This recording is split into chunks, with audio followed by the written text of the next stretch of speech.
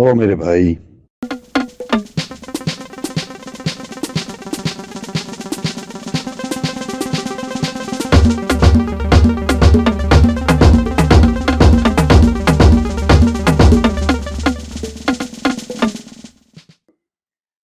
So we're doing this series on making different kind of rice. Today we'll do a sweet rice specifically called Zarda. And in this series you'll also see another sweet rice which will be done differently. Let's not talk about that one. Let's talk about this Zarda. What's Zarda?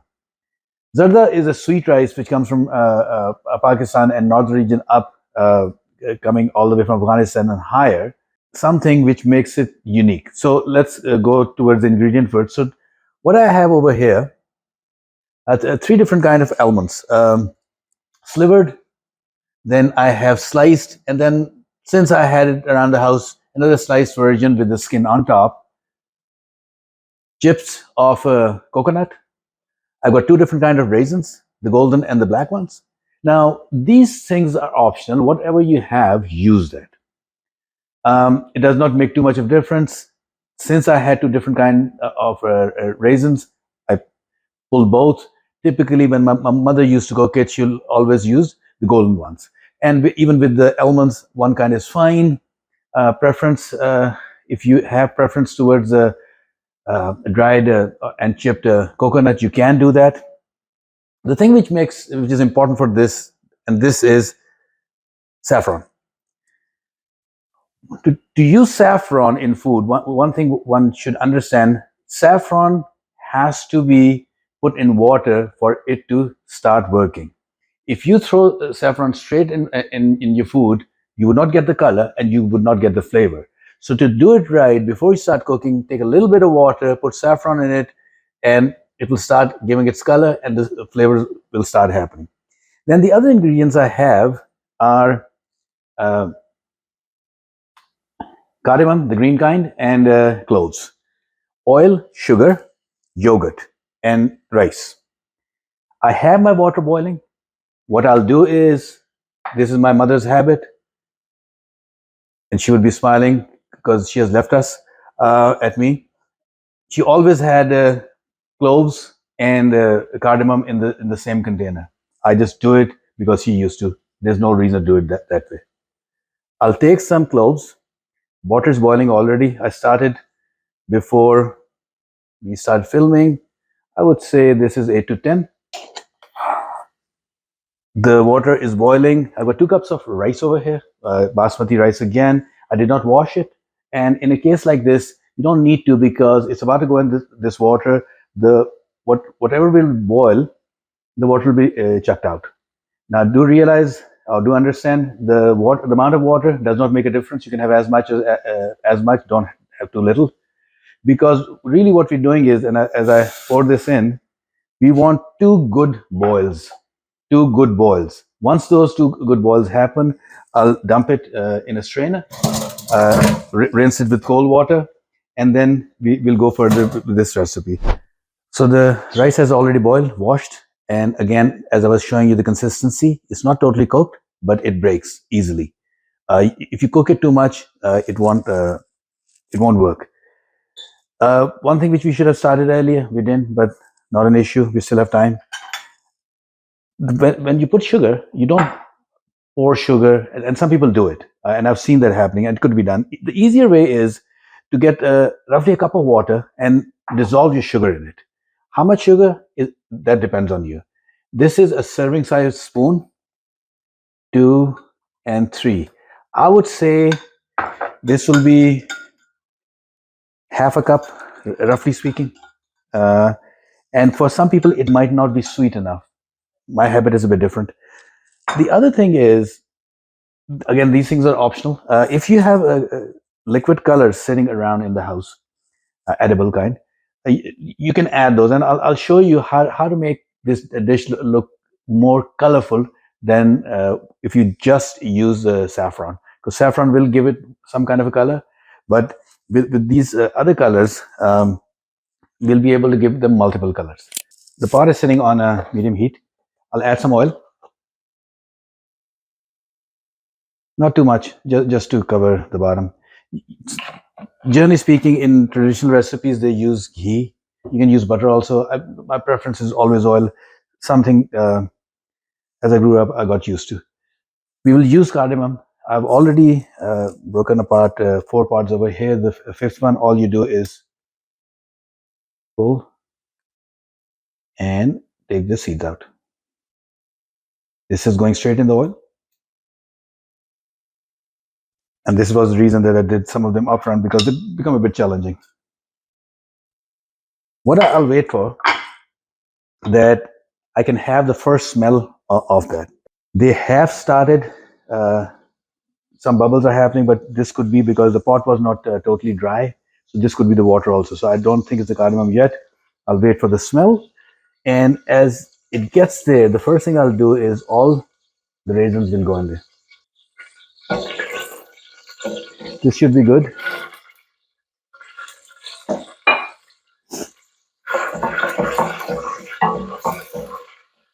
The reason I put the raisins up front, because I didn't want to soak them. If you soak them, they become different. I still want them to be dry, but putting them in the oil first, the flavor enhancement is very different. The rest of the things will go towards the end. I have yogurt sitting over here, and this is a home technique that I learned from my own family. What they do in Zarda, you can, instead of using the way I made the sugar water, or simple sugar water, uh, you can make it with milk, and some people do. The other thing is they get khoya. Khoya is milk dried, not like a dry milk that you get in packs. It's really milk cooked for a very long time and becomes solid. So they put some of that. When you don't have both the options, um, what you do is you can take a bit of yogurt, take a spoon. I'll increase the heat a bit because I want the sugar smell of the raisin to hit me, which it hasn't yet. Yep, now I can smell it. I'll take some yogurt. When I take yogurt, you know how sometimes in yogurt there's a bit of liquid. You're trying to get rid of as much liquid as possible. You throw it in here. 2 heaping spoons of serving spoon again. I'll decrease the heat. At this point in time, I would not use a spoon to mix it. The reason being, I want the oil and the yogurt to come together and start breaking. So you see that the yogurt has curdled a bit. To gross you out, everybody, it now looks like a baby's throw up. So that's exactly what you want. I didn't use a spoon because that's where the magic will start. From here, the rice will go in. The temperature is medium right now. I'll increase the temperature because I'm about to put the simple syrup in it.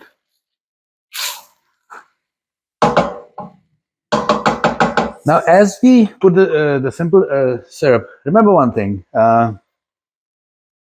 Once you put sugar in rice, it stops cooking.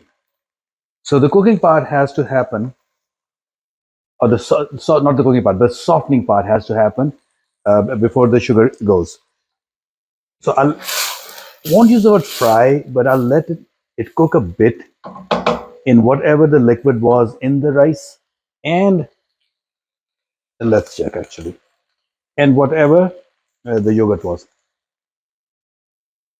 It is a bit still bit chewy. So what I'll do is, let me get another bowl or a glass, add a little bit of water. Now what has happened, why I'm adding that little bit of water, when I did my boiling, I should have boiled a bit more, not too much, bit more.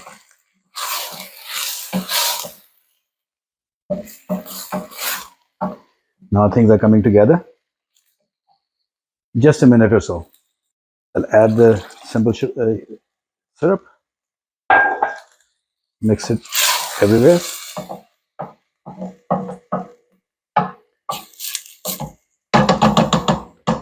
This is where the heat has to come lower. I'll cover it now. From here, I'll let it cook for another 4 or 5 minutes, or once the liquid is gone. So depending on how much heat you have, I am on medium right now. So the water is dry. It's not totally, because you can still see bubbles, which means there's still water there, and I want that to be there. Now I'll bring saffron into play. I'll show you something that children always like this, because anything which has a lot of color. Generally speaking, if you just make a zarda, you'll pour it and let the color go everywhere. I'm not trying to do this. What I'll do is, I'll do corners so that it does not go everywhere. And why I'm doing it, because eventually when you'll mix it together, it will. The flavor will be everywhere. Now I have this blue color, food color. I'll put a drop here. Put a drop here. And then I have a green color. Depends, whatever color you have. You're just doing it to make it look pretty, nothing more. So I'm finding spots where I don't have the zarda color. And here, so again, no science behind it. I'll cover this now. Go on a low heat. Everything's to set together. I think another 5 to 7 minutes. Could be 10. The temperature is really low. The heat of the pot itself is keeping it warm. The lid is not warm yet. Eventually everything it will become an environment in itself that it will be all fluffy in a few minutes. At that time, we'll put the garnish and then we'll serve. So rice has cooked. One of the ways to tell without touching it, if you come and look closer, you'll see the rice strands standing up. This means that it has come to the point where it should be cooked, or it is cooked. It is still on low. I haven't switched it off. Now I'll put all these ingredients. I'll just try to sprinkle them.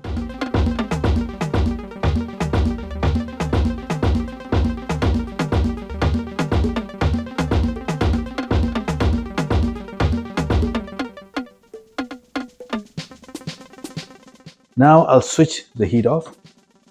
I'll let it sit, cool down with the lid closed, because it will still keep on bringing the flavors together. And probably another 10 minutes or so, the zarda is ready. Time for taste test. So if you look at it, something which I didn't tell you, and the reason is that it's something very traditional to Pakistan, and the only reason I have it is because I was overseas a few years ago and I was able to bring it back. It might be a bit difficult to acquire in Northern America. You might. It's a very thin silver leaf. Same concept. You have heard of gold leaves that people put in food. It's silver leaf. They pound silver down to the point that it becomes like a really thin leaf.